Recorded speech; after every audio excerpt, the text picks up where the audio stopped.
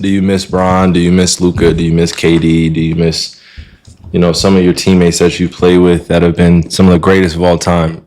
The answer is yes, absolutely. Do I miss playing with them? Yeah, it's definitely, each one of them brings something unique to the table, but they've all pushed me to be better, and they've, in their own ways, inspire me to continue to work on my craft at a high level. Specifically Bron and KD. Obviously, Kobe is number one for me on that board of being inspired. But Bron, KD, J Kidd, Vince Carter, Tim Duncan, Reggie Miller, Hakeem Olajuwon, just guys that I could think of off the top of my head where Allen Houston, Ray Allen, Manu Ginobili. I'm about to give you guys all the guys that I used to just watch and study. Latrell Sprewell was in there a few times as well. You guys remember Adam Morrison? Played at Gonzaga. Adam Morrison was nice.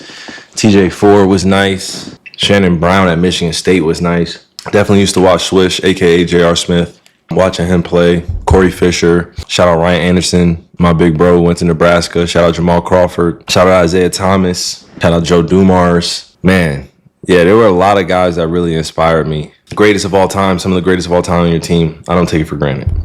Ever. Not 1 second that I take for granted. I wish I could have won with everybody at a high level. One thing about being in the NBA, I will tell you guys from my perspective, being a 14-year veteran, going into each season, it feels like you got a great chance. But when you're playing with the best of the best, it just feels like you can have the expectations that no one else can really understand. It's like the only time you could really put the burden of carrying a team onto someone else, be okay with it, right? And I've been able to be in different situations and grow as a man, grow as a player, all that stuff.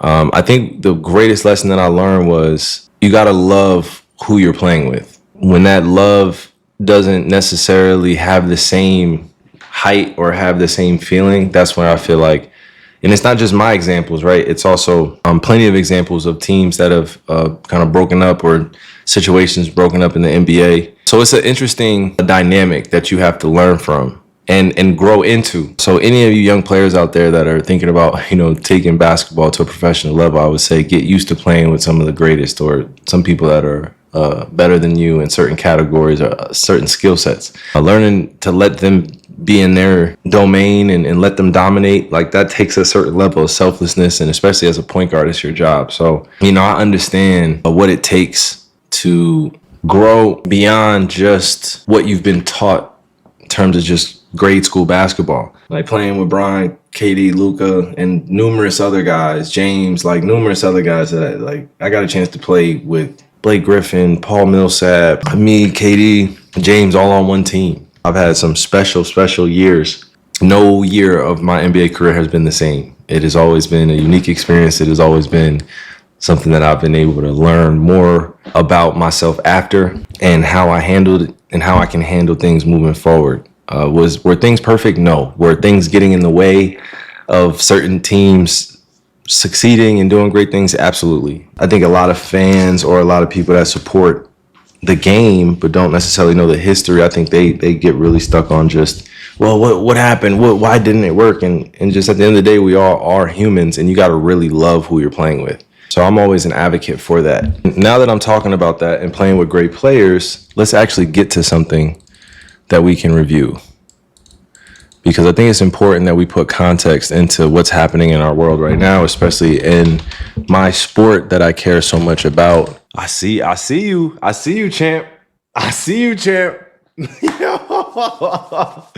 W acne on the face, y'all. W hairline. W chin strap. W mustache. W thick ass eyebrows. W struggle beard. W acne going bananas. Yo, W's for this version of me, on everything. Yes, let's clap it up, bro. Really, I had no skincare routine. I had nobody teaching me how to take care of myself. No, pause. You know what I'm saying? I had nobody really showing me the ropes on how to take care of my skin and take care of my body.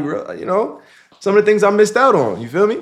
I was a little dirty kid sometimes. I gotta be honest with y'all. I can't even say my fault. I was just dirty. Didn't know how to take care of myself, yo. I'm just being honest. Musty is, if you a kid in this chat or you an old head, or my generation, you know exactly what I'm talking about.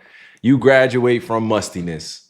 Stop lying. In this chat be acting like they ain't never been musty. Stop capping. Would I send my kid to St. Patrick's? That's a question I ask myself quite often because of how much history was there. Like, look at that. That was established in 1868. That's history.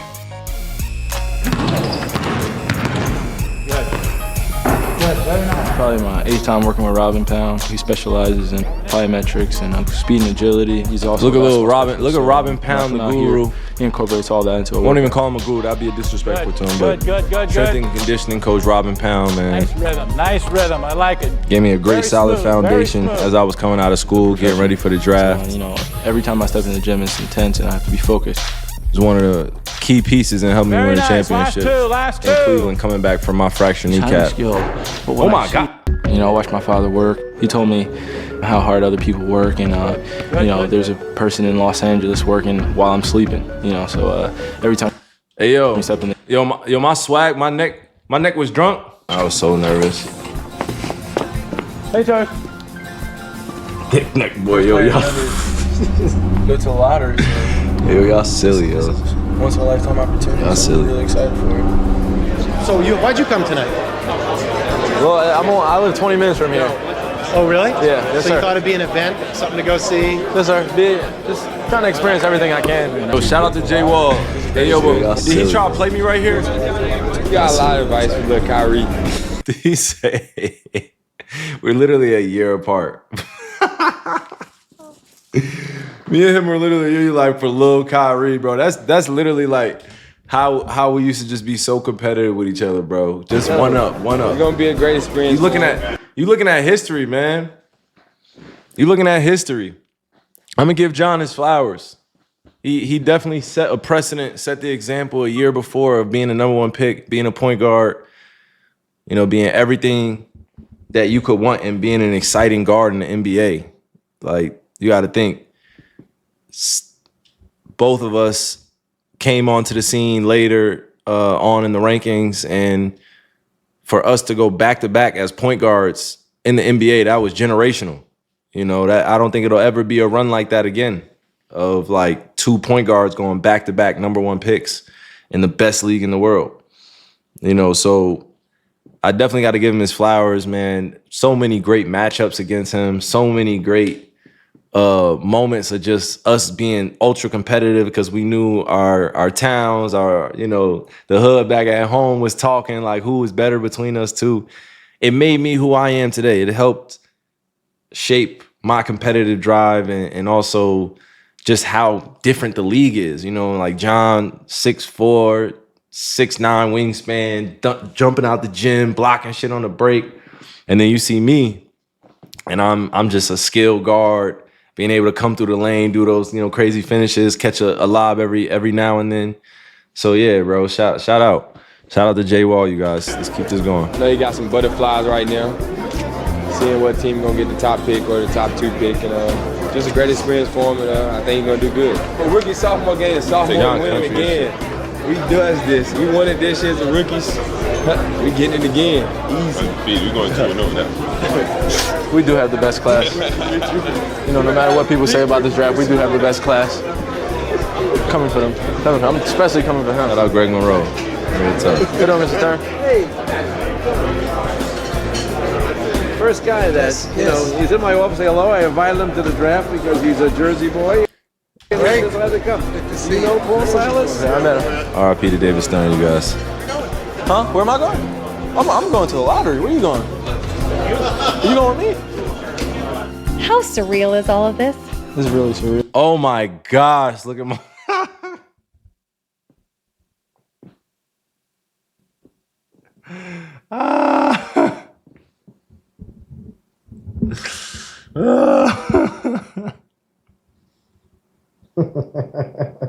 Sorry.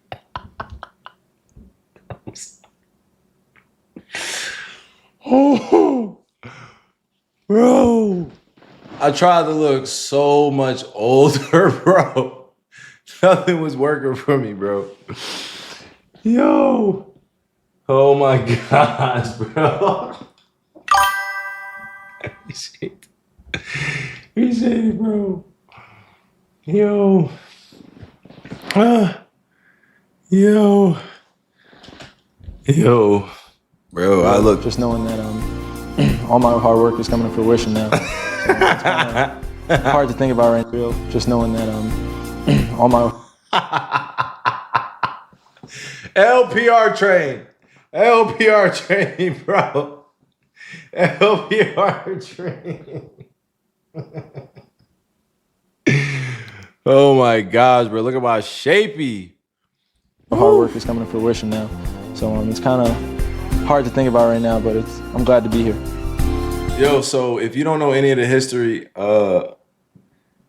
man, Josh Cribbs, Joe Hayden, my first agent, Jeff Wexler, a lot of history with this man right here, man. Shout out to him and his family, the whole Wexler family, his wife and his kids, an extended family, man. Gave me a jump start in this business that I'm grateful for. You know what I mean? Took me on as a client later on in his day and age. You know, but yeah, started my career, started with him. My dad's friend Isaac as well. And then my dad here. Look how serious we are. I was the first player ever to go to the NBA draft. I was the first NBA prospect, draft prospect to go to the lottery. I kept saying the pre-draft. We were at the lottery. So it was amazing to be in that environment. It was amazing to have that experience, to be, creating my own history. You know what I mean? I was like the first player. The #1 pick in the 2011 NBA draft belongs to the Cleveland Cavaliers. Rest in paradise, still, bro. How was your reaction when the Cavs got the top pick? I was really happy for the organization, for any organization that got the #1 pick. So instead, just going back to the gym and working on. This is a different.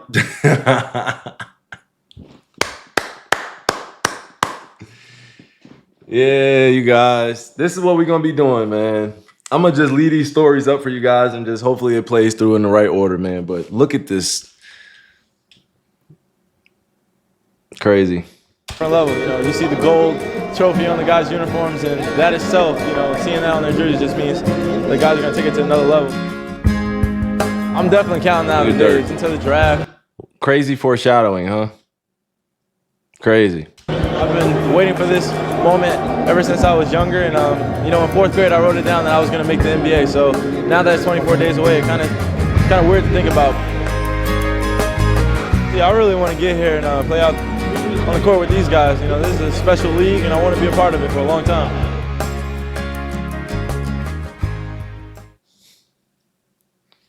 15 years later, you guys. The internet can go wild with a bunch of narratives and saying a bunch of things.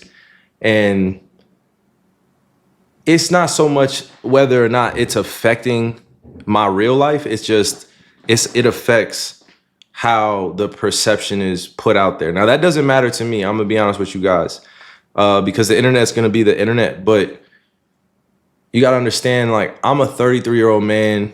I have my own thoughts. I'm a father, I'm a son, I'm a brother. I know who I am. I'm comfortable in my own skin. I'm comfortable, dealing with whatever comes my way, right? Knowing that I'm also putting out the right intentions in the world and I'm receiving that energy back that I put out there, right? Like it's a simple formula. Like whatever you put out to the world will come back to you. So I believe that I'm putting my greatest intentions out, putting my heart on my sleeve, and putting my boundaries up to know that I'm making sure that I'm good, and I'm protected, right? Because that's what a lot of us needed when we were kids. We just needed somebody to help us know what it feels like to be protected, by yourself in a group. I'm one of those kids that, again, if you've been on my streams before, I like to explain to people, like I was one of those kids that I got along with a lot of people, but I was a shell of myself, and sometimes I faked it to be friends with people. And all that other shit. Like, it just real teenage childhood behaviors, but it really came from a place of, you know, allowing perceptions to run wild while also not being sure of who I am. So, you know, I'm certain that you guys can help me out when I ask you this, is like, just help me when those things start to occur. I'm going to be very clear what my intentions are when I'm on my stream and when I'm watching my Twitter feed go up and seeing all these videos. It's like, I compare it to when I'm on my channel or when I'm on my platforms or I'm on my social handles. It's like watching TV, sort of say, right? And I want to give you guys a raw view of what I'm seeing through my eyes and how I'm explaining it, right? Because that's what matters here, is the context and the details. The clips that go up on the internet, and it happens to everyone, right? Especially in media, or if you're a public figure or you're in the, you know, quote unquote celebrity culture. You guys know how I feel about that. But like, when you're in that space, it could be a little confusing, you know, in terms of how you stay authentic. So my thing is, as long as I am staying authentic while I'm explaining these things to you guys and I'm giving you context, you'll always get the first, you know, one-on-one explanation from me. You know, I don't want you to ever go online and then feel like you have to defend something that I'm not ready to defend myself. So just, I appreciate you guys, but at the same time, I'm gonna just ask for help in a respectful manner. Like, when they start to do that, this is the new form of the timeline of 2025, where we get to address it right then and there. I get to just set up my stream anywhere I go, right, and put my phone up and just go live on Twitter or Twitch or, you know, any of these other platforms. So it's teaching me more about the method to surviving a lot of the storms that quote unquote go on within our culture when you say something that's provocative or controversial, or you get shitted on in the media because there's a misunderstanding or there's somebody butthurt, you know what I mean, over some nonsense and don't know how to pick up the phone and talk. Like, it comes with this position that I'm in. I've come to understand that I am different in terms of my approach. I've been different since I was a kid. I've had such a unique experience growing up in my household, and I've made sense of all of the tools and all of the great things I took from my family members that they themselves didn't get a chance to see blossom. You know, it could be like my mom not necessarily being here on earth with me anymore, but I know that I'm fulfilling something that she left behind for me, you know, within herself. Like, I'm part of that. If you know what I'm saying, just give me a, you know what I mean, in the chat. And it just all of what I'm talking about flows into, again, just making sure that you guys know that this is going to be the most authentic space for me. There won't be another space that I'll sit down and I won't say I won't be myself in, but it just, like, I'm comfortable in this space the more I do it every day and the more empowered I feel every day. And maybe that's a weird thing to say on stream and live, but at the same time, I don't think it is, because it's still new for me where I'm building a connection with people that are at home, that are watching, but also giving you guys a chance to see what's going on in my head. And that's the beautiful part, is like, I used to love doing that when I was a kid, just hopping on a random radio station from Toys R Us, right? I used to get one of those little radio machines and used to tune into AM. And me and my sister, we got that as a Christmas present, right? That's when I used to celebrate Christmas. But we got that, and I was tuning in, and I was playing like cassette tapes and playing stuff on this frequency radio. And people I ended up saying, all right, if you want to hear a request, call in, da da da da da da da. And I put it in, and I didn't know that a bunch of truckers were on the AM radio, bro. People were calling our phone. My dad got a little, you know what I mean? He got a little pissed. And just, let's just say I wasn't thinking like, I wasn't even thinking. I was so young, but I used to want to broadcast, and believe it or not, this is between us, right? This is between us, you guys, even though this shit is whatever. But yo, Anonymous, appreciate the gifted subs, bro. Real talk, man. Appreciate you. Max, you one, yeah, appreciate you, bro. Thank you. Salute to y'all. Salute. But you guys are making me forget my story now. Oh goodness, I don't know if I should tell you guys. Oh goodness, where did I leave off?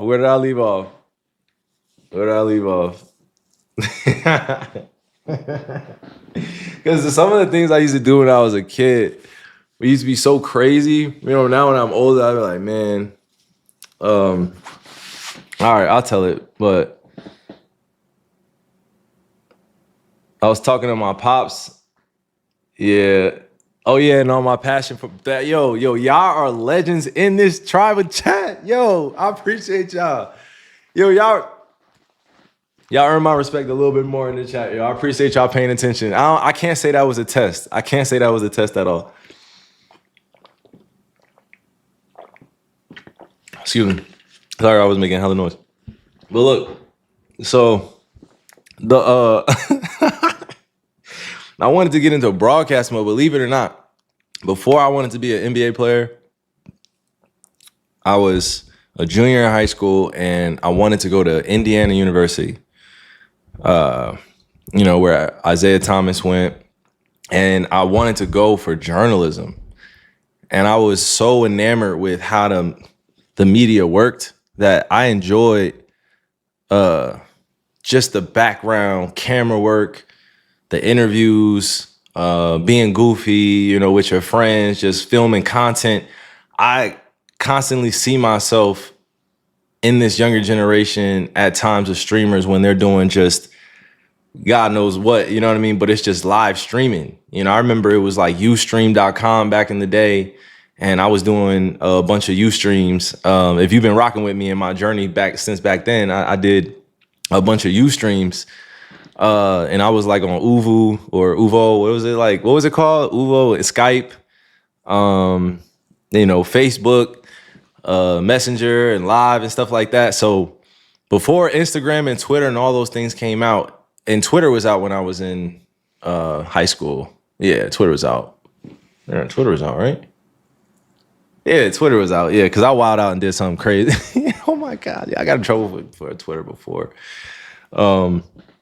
But, I just had a dream that I wanted to be able to function at a school like Indiana and then be able to learn from some of the best journalists. Literature, reading, it's one of the most peaceful places I could be. I love reading books, you guys. And that's why I'm the nerd I am today. And the way I am today is just I'm just a true nerd when it comes to reading. And to be honest with you guys, I need to get back on my reading schedule.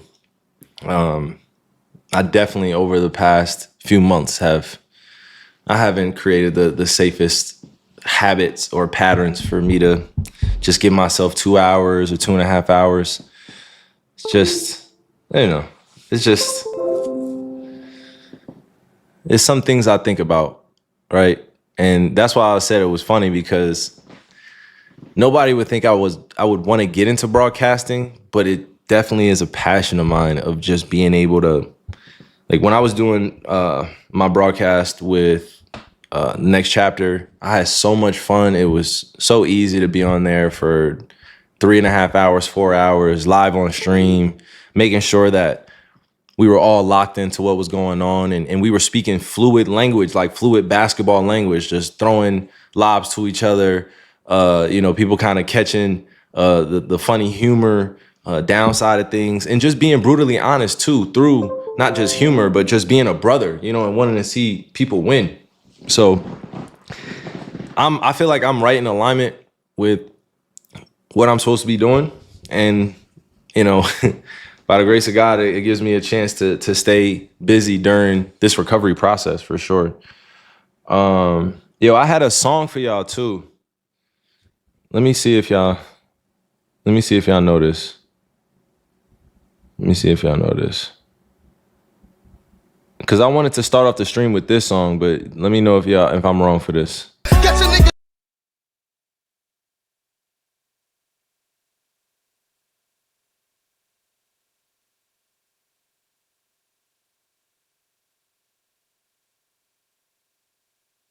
My bad, yeah. My bad, yeah. Like, that was the energy I wanted to come in on the stream. Like, I wanted that to play, and y'all could just really rock with me with that. For sure. I really thought that was it. In my head, I thought that was it. But then I got to rambling, I got to talking to y'all, and I'm like, oh man, they think I'm being too mysterious and shit. So I cut it short. Like, blame y'all in the tribe chat for what y'all did. I blame y'all. Y'all cut my monologue short because y'all were over like, oh, what's going on? What's he doing? What's he doing? Like, why couldn't y'all just be patient with me? Why couldn't y'all just be patient with me, dog? Somebody said aura for him. What? My bad, y'all. I'm just saying. Y'all not hearing me, man.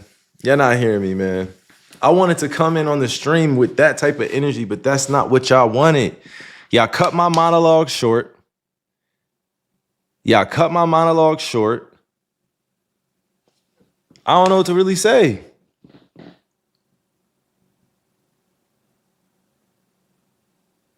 All right. I'm just saying.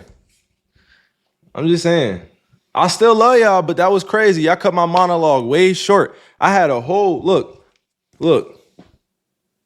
A, B, C. I told you I'm organized for y'all now. I'm staying organized over here. Are you?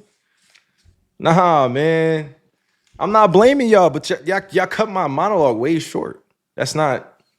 There's got to be some type of etiquette here, bro. Like, when I come on stream, y'all can't just be like, yo, what's Kai doing? You got to tell people to relax in the chat. We got to tell people to relax in the chat. It's okay to hold me accountable. Nah, I'm not redoing anything. Nah, I'm not.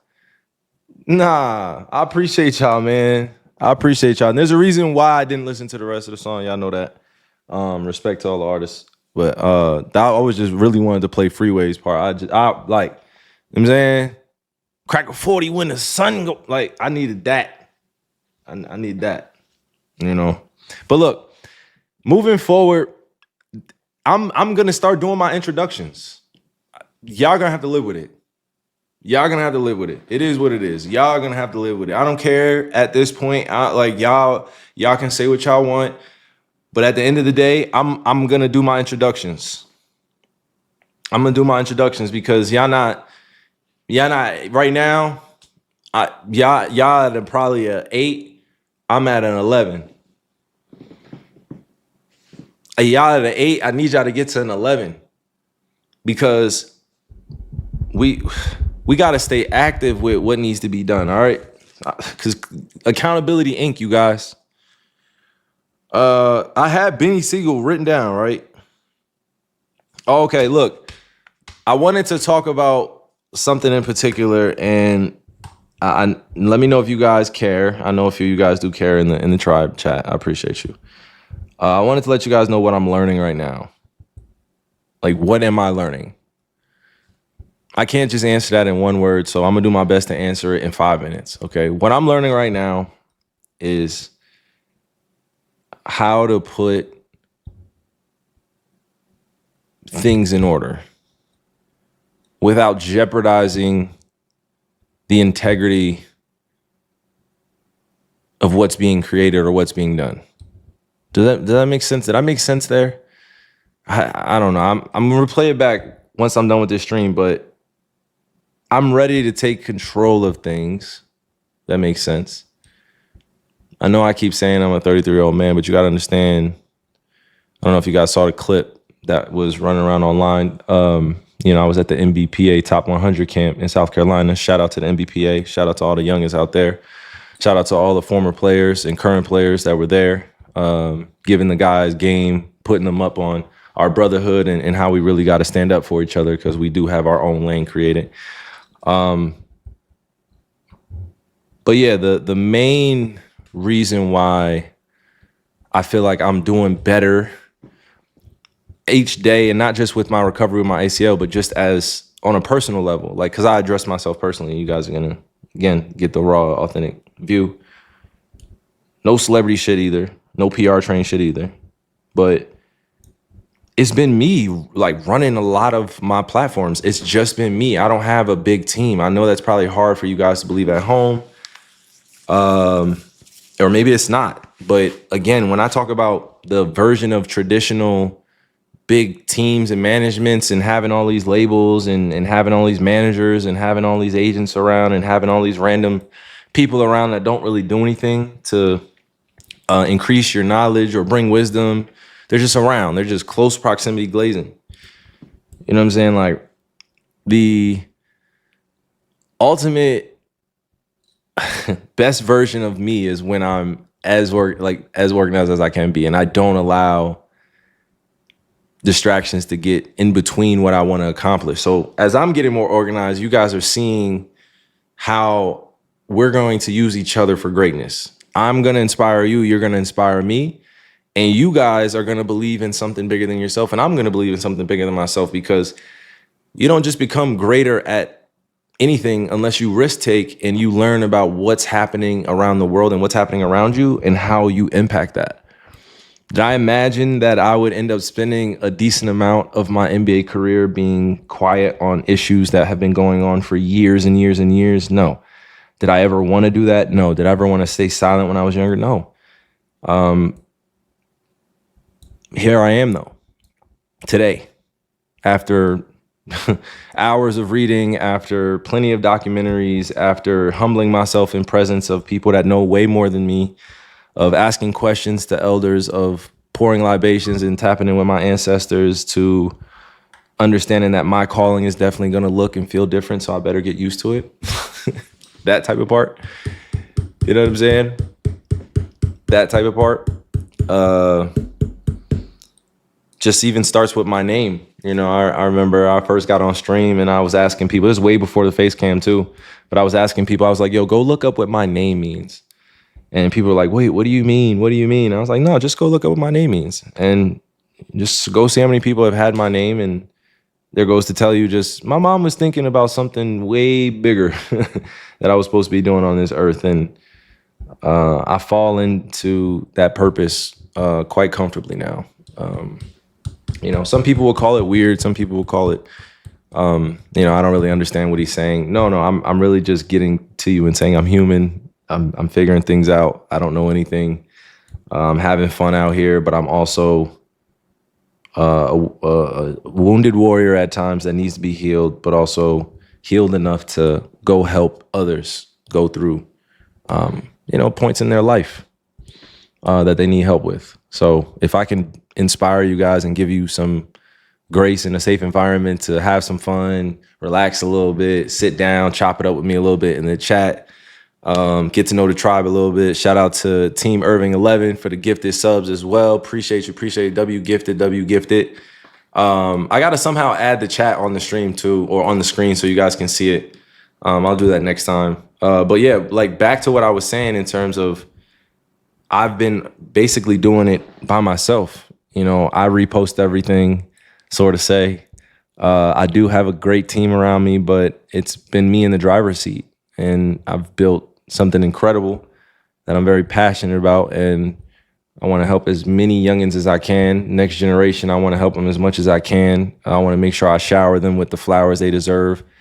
Because when you're a genius and young, the whole world wants to see you rise to the top. But once you become that, once you evolve from that child prodigy, like I'm talking about me, once you evolve from that child prodigy into a man, there's no one there that's gonna just throw you a life jacket or help all the time. You know what I mean? It just doesn't work that way. And our world is kind at times and people love to help. And I, of course, take my accountability from not, you know, for not asking for help in the right amount of time. But certain behaviors that I was displaying, like outward public stuff that was going on, that was just me acting out as a young kid. If I'm just being candid with you guys, my digital footprint on the internet is crazy. I have so many videos, so many memes, so many things that have been chalked up about me, so many conversations that have happened about me. At this point, I just live with the results. You know what I'm saying? Like I won't say I don't care, but it's been a heck of a journey. You know what I'm saying? Like I grew out of the child prodigy phase, and I think you're seeing a lot of other people that are my age deal with the same thing. You know, I don't often talk about some of my good friends or some of my family members that are in the public eye with me, but they understand, and I pray that if they're watching this stream, I want to let them know that I see you and I pray for you every day. All my peers, you know, that have seen me grow up, all my friends and family that have seen me grow up in this space, because maturing and having a way to organize your life and knowing your process and then going about it to accomplish it in a new way, like in a new version of yourself, it takes time for people to get used to that. Like, so it's not unheard of for shit to get a little spooky. It's not unheard of, you know what I'm saying? It's not unheard of. I just want to let you know that. So you got to give people grace. Like if you were impulsive and angry all the time and you didn't give people a chance to listen, you know, if you were the rambunctious kid that wanted to go crazy on everything and everybody, and then you know, got a little older and you figured out you knew better so you could do better. You know, if you were that kid that ran away from fights or that kid that fought all the time, or, you know, we've all been sort of say if you're a little bit older, but if you're a kid in this chat, just take your time getting older. It's not a rush to be an adult. A lot of us adults are kids in adult clothing, if that makes sense. Yeah. A lot of us adults are kids that are in adult clothing. You know what I mean? We're all like inner child. We want to be free. We want to do what we do, but we ultimately had to provide for our families. We ultimately had to, you know, ultimately had to learn the game of life. It's like playing the game, as they say. I used to tell my dad all the time like that. I hate playing the game, bro. He's like, no, you got to understand it's the game within the game. I'm like, all right, cool. I got you, bro. I got you, bro. I got you, bro. PR train, W. But ultimately, it kind of shields you away from what's really going on. But yeah, again, this just goes back to what I've been learning, just how to put things in order without losing the integrity of what I'm creating. I'm a farmer now, guys. I'm a farmer now. You know, I'm a farmer.